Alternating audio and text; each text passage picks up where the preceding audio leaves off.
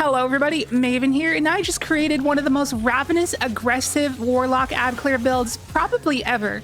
This is the Verity's Brow Strand Lock build, and this is a build I've been meaning to revisit for like the past year, but it kept getting shafted because new content kept dropping, but I finally got around to it, and I was pleasantly surprised. I was able to get my grenade back in just a few seconds every time. So for this build, as I just said, we are using the Verity's Brow, which just got a huge rework in episode Heresy. And you pair that along with our seasonal artifacts, and then chaos ensues. So let's break down exactly what it can do. Hope you enjoy. Shout out to our sponsor, Advanced GG, the #1 gaming supplement in the world. Use code MAVEN at checkout for 10% off. Link down below. Thank you. So as advertised in the thumbnail, we can get our nade back in just 3 seconds with this build, and there are several things contributing to that, so let's talk about them. So first off, let's read the revamped Verity's Brow. Weapon final blows with the damage type matching your grenade grant death throws, which provide a grenade damage bonus and grant you grenade energy. When you have death throws and throw a grenade, nearby allies gain greatly increased grenade regeneration for a short time. So basically, this exotic has a meter system now, and you can see it there on the bottom left. It has those 4 dividers, so there are 5 stacks in total, similar to the Worm God Caress rework. And strand weapon kills will give us these stacks of death throws. And here's a screenshot from the patch notes so you can see what each stack grants. So in maximum stacks, which we would prefer to stay at, gives us 2.5% grenade energy per second. That's only 10% grenade energy in 4 seconds, which is not great. Nezarec Sin would probably be faster, along with void weapons, but the Verity's Brow does have a couple other benefits. Not only does it boost your allies' regen as well, but it also gives you bonus grenade damage. How much damage? Well, I'll put the values here. It's a lot. At 5 stacks, we get straight up doubled grenade damage, and we're using Grapple, so we get a ton of chunky damage up front, and you pair that along with the Mind Spun invocation aspect, so our Grapple also creates 3 threadlings, which are also getting buffed by 50% from Thread of Evolution, and a single grapple is hitting like a truck, and that's the reason that we want the Verity's Brow. Now, aside from the Verity's Brow, there is one other big new thing boosting our grenade regen, and big is an understatement, because this is absolutely massive, mate, and that's the Heavy Ordnance Regeneration artifact mod that says dealing sustained damage with a machine gun will activate the perk for 15.5 seconds, which is a very generous timer, by the way, and it'll give us a 25% damage resistance and also boost our grenade and melee regen by a whopping 85%, which is just extremely stupid. So we really want to be using a machine gun to proc Verity's Brow here, and luckily we have an extremely good strand machine gun to use here, and that's the Marcado 45 with enhanced demolitionist and enhanced golden tricorn. So with enhanced demolitionist, we get 11% grenade energy back on final blows while also procking Verity. And then Golden Tricorn gives us a 15% damage buff for 6 seconds on a final blow, but while that buff is active, we can get an ability kill, and if we do, we turn that into a 50% damage buff for 10 seconds. And seeing as how we're spamming Grapples every few seconds, Golden Tricorn times 2 is free as heck to trigger, making our machine gun just insanely strong all the time. Even more so with the Unraveling Orbs artifact mod, so we always have unraveling rounds, and then we have the enhanced version, so our machine gun will just always be 5% stronger for free. And then we got the Hold the Line artifact mod, so our machine gun final blows heal us. And then we got Horde Shuttle, which is the most OP strand artifact mod in existence. It makes it so dealing damage to an unraveled target periodically spawns threadlings, which is just the nuttiest thing ever for ad clear. But we also have the enhanced version of this artifact mod as well, so threadlings cause Sever, which reduces combatants' damage output by 40%. But about that, we also have the Disruptor Spike artifact mod, which enhances the effects of Sever and Exhaustion. And Exhaustion is caused by hitting a target with an anti-overload capability weapon. And we just so happen to have Overload Machine Gun this season, so our Marcado will exhaust on hit as well, and then create threadlings, which will sever on hit. And Disruptor Spike will enhance Exhaustion and Sever, so it can reduce combatants' damage output by 35%, and Sever will reduce their damage output by 52%. And the Marcado is doing both of those things at the same time to a single target, just turning them into tickle monsters, basically. So let's just go ahead and recap every hecking thing our Marcado is doing. It's Omega nerfing enemies, getting several gigantic damage buffs, healing us, giving us resistance, unraveling everything, creating threadlings, and massively boosting our ability regen. It is literally doing everything. And on top of that, it happens to have the highest base reserves of any machine gun in the entire game. With 2 reserve mods, we can hold 499 ammo as a 450 RPM, which is great. And it's even more ammo efficient because of the fact that it hits extremely hard, so it'll take less shots to kill stuff. And our unravel threadlings and grapple spam is doing most of the work to lighten the load off of our heavy ammo consumption. So you basically just use this thing like a primary, which is why we're rocking double specials with this build. And speaking of double specials, there are 3 different configurations of special weapons I considered for today's build. The first one I want to talk about is this loadout with the Navigator and the Icolo shotgun.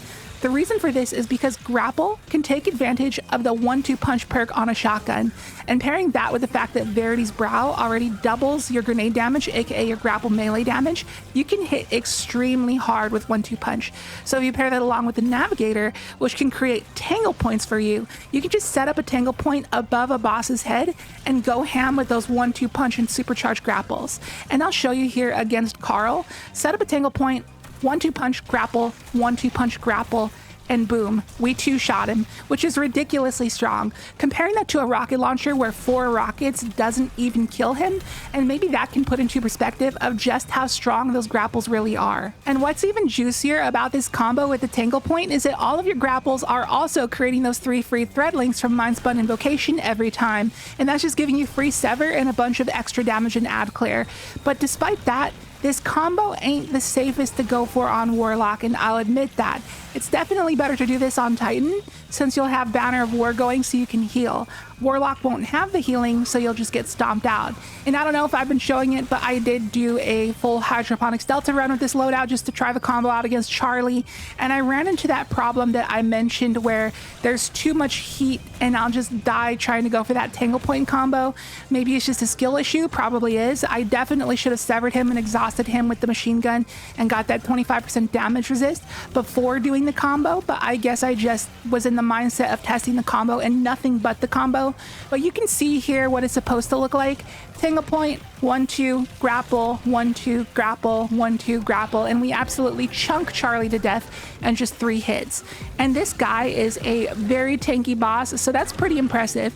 It may not look like it, but you'll see what I mean in the next test with our next loadout. So while the Navigator 1-2 punch combo may be appealing, I don't think it's the play for Warlock. So the next loadout I tried out was with Supremacy and the Tessellation. My thought process here was that the Supremacy can give me safer DPS from a distance because, as I often say, your build can't just be based around nothing but ad clear, you gotta have a DPS option. So I went with the Supremacy because it's a DPS monster, and then I opted for the Tessellation because that gives me a second Strand weapon, but also synergizes with our infinite nades. And for those who don't know, Tessellation has Demolitionist, so it'll grant 20% grenade energy on final blows, but also it has that special perk where you can hold reload and consume your grenade to load this mega shot that does a ton of damage and kind of acts as a rocket launcher. And I figured since we have infinite nades, we can basically spam that perk nonstop for free, and that is exactly what happened.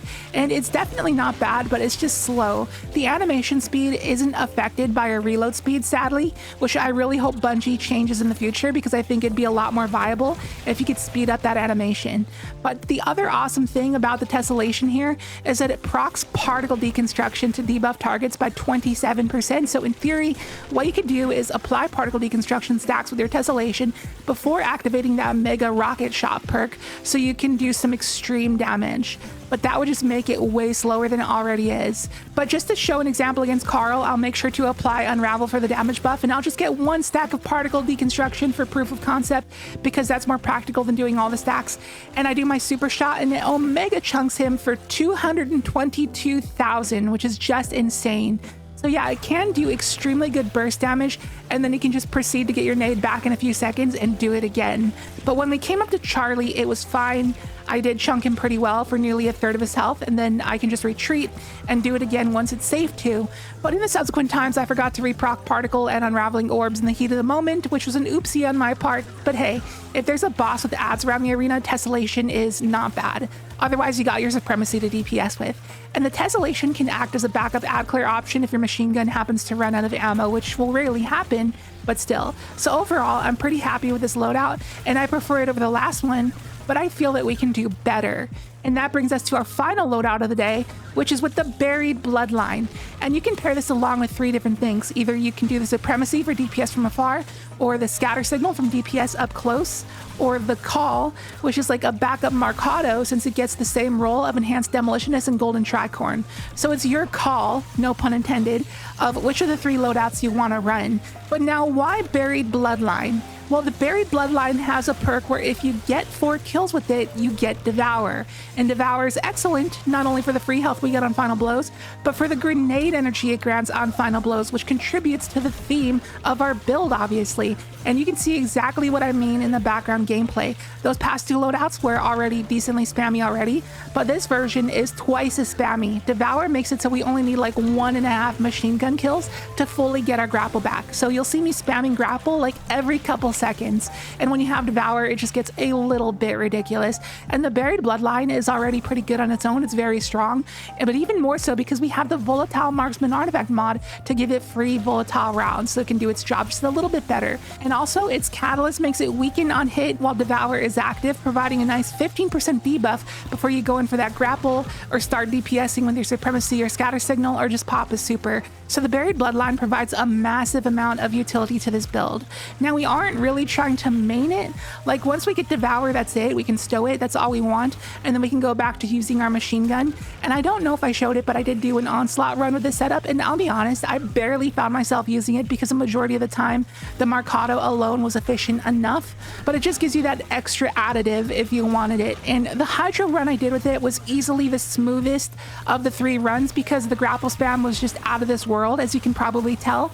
And more grapples means more threadlings, which means more sever, which means more survival, which also means more ammo conservation. So with that said, it was definitely my favorite of all the loadouts today and ultimately what I ended up on. But when it comes to DPS, it's not the most solid thing in the world. Your game plan is just to apply weaken, pop a super, and then DPS with your Supremacy or Scatter Signal, and that's about all your options. But I wouldn't stress it too much about DPS because if you're doing an activity or an encounter where boss damage really matters, you're probably just going to swap to a DPS build anyways. This build is meant to be just mind-blowingly good at ad clear, and that's probably what you're going to use it for, and it'll excel at that easily. But anyways, let's finally break down the rest of the build. So our other aspect is Weaver's Call, because your Rift deploying a bunch of threadlings is pretty strong, especially comboing that immediately after a grapple punch, but you can replace that with Weave Walk if you wanted to for more survival, your call. And for the rest of their aspects, we got Thread of Warding for Woven Mail when we pick up an orb, so we can just be 45% tankier almost all the time. Then we got Thread of Rebirth, so our Strand weapon Final Blows make threadlings. This is interchangeable, but I just ran it to be on theme with the extreme threadling generation. And finally, we got Thread of Generation, another thing massively contributing to our grenade regen, as just dealing damage, period, will feed us grenade energy. And for our mod setup, another thing massively contributing to our grapple spam is the holy trinity of grapple spam mods on our gloves. I always use this 3 mod setup whenever I run any grapple build, and I've mentioned it in every grapple video I've ever made. So Grenade Kickstart, pretty self-explanatory. Then the next 2 mods abuse the fact that the grapple ability is extremely unique in that it acts as both a grenade ability and a powered melee ability at the same time. Therefore, it will work with heavy-handed to make an orb, as well as impact induction, so hitting an enemy with your grapple melee will refund some grapple energy, acting as a pseudo kickstart of its own. So the combination of these 3 mods are just amazing for grapple spam. Then the orbs we make off of Heavy-Handed, Reaper, and Strand Siphon will proc our boot mods like Absolution for some ability energy and recuperation to heal us. And then we got a Strand Surge along with Time Dilation to make our Mercado 10% stronger. Then for the rest of the mods from the top down, we got double Heavy Finders because our Mercado is so important. Then we got Melee Resist and double reserves, and finally Bomber for nade energy when we place a rift. For our stats, I opted for double hundreds in Resilience and Discipline and dumped the rest into Recovery, and that about does it for the build. Absolute ravenous ad clear powerhouse. If you're looking for another ad clear build to add to your arsenal on Warlock, I think this one definitely fits the bill. Though I will say it's not meant for tougher content like Grandmasters because they'll live the grapple and you'll get one-shot slapped by stuff. But this build definitely annihilates the more chill levels of content like raids, dungeons, and seasonal level content, so use it there. And as always, I'll leave the dim loadout link to the build down below in the description and also the pinned comment if you would like to give it a try. And if you got any buddies who are Warlock mains, I'd appreciate if you consider sharing the video with them because perhaps this is something they might want to try out. And I hope you enjoyed the video. If you did, be sure to hit the like button as it helps out a ton. And if you are new here, please consider subscribing. Would love to have you here for more content on the way. And remember to check out our sponsor, Advanced GG. Use code MAVEN at checkout for 10% off your order.